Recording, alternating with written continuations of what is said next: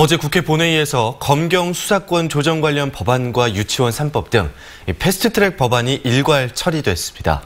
여야가 이제 본격적인 총선 체제에 접어들었는데요. 오늘은 오승용 킹핀 정책 리서치 대표와 여야의 움직임 짚어보겠습니다. 안녕하십니까? 네, 안녕하십니까? 네, 안녕하십니까? 어제 정세균 국무총리 후보자의 임명 동의안이 가결이 됐습니다. 이제 이낙연 총리의 거취를 궁금해하는 분들이 많은데요. 어떻습니까? 네, 어제 본회의에서 찬성 164, 반대 109, 기권일 무효 4표로 정세균 총리 임명 동의안이 가결됐습니다. 오늘 오후 청와대에서 임명장을 수여할 예정인데요. 이로써 이낙연 총리는 자연인 신분으로 돌아오게 됩니다. 어제 보도에 나온 것처럼 종로의 아파트 전세 계약을 맺었다라는 기사가 나왔다라는 것은 종로 출마를 마음에 두고 있다라는 그런 심증을 굳히는 그런 보도인 것 같고요. 네. 관건은 이거 같습니다. 253명 중에 한 명이 돼서 본인의 경쟁력을 키울 것인가, 아니면 300명의 공천과 당선에 본인의 영향력을 행사할 것인가. 아마도 후자의 길이 본인의 대선 후보로 가는 길에 있어서 더 영향력 있고 의미 있는 길일 수 있을 것 같습니다.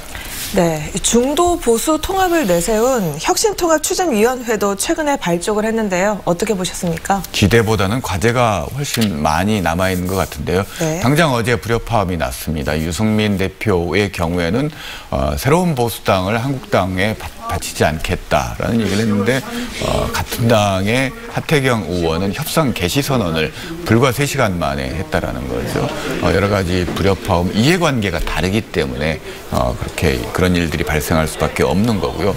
이 혁통이 가지고 있는 기본적인 과제 중에 하나가 새로운 보수당뿐만이 아니라 안철수 전 대표까지 통합에 참여시키는 그런 큰 그림을 그리고 있는데 안철수계 내에서도 상대적으로 자한당과의 통합을 원하는 사람과 그렇지 않은 사람들이 혼재돼 있어서 각자 도생식의 통합은 가능하겠지만 질서 있는 통합이 가능하겠는가, 조금 부정적인 평가가 많이 나오고 있습니다. 네. 대한신당도 중앙당을 창당하고 본격 출범을 했죠. 제3세력 통합을 기치로 내걸었습니다. 어떻게 이어갈까요? 정말. 제3세력 통합이 정확히 어떤 것인지 잘 이해가 되지 않습니다.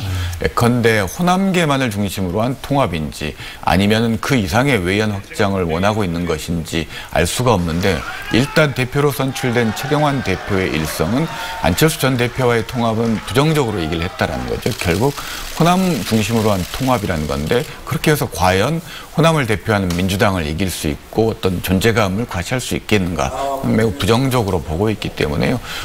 목표를 어떻게 잡고 있는가에 따라서 평가는 달라질 수 있을 것 같습니다.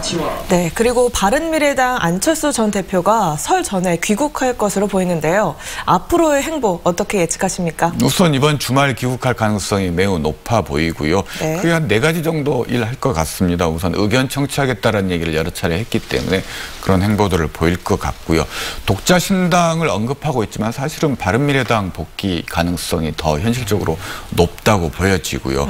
그리고 본인이 이 3지대 통합의 주도적인 역할을 할 것인가, 아니면 지원하는 역할을 할 것인가도 좀 지켜봐야 될 것 같고, 마지막으로 혁통위에서 제안하고 있는 보수 통합에 과연 본인이 응할 것인가 문제도 본인의 거취와 관련해서 지켜봐야 될 포인트인 것 같습니다. 네, 최근 정가 이슈 오승용 킹핀 정책 리서치 대표와 분석해봤습니다. 오늘 말씀 고맙습니다. 네, 감사합니다.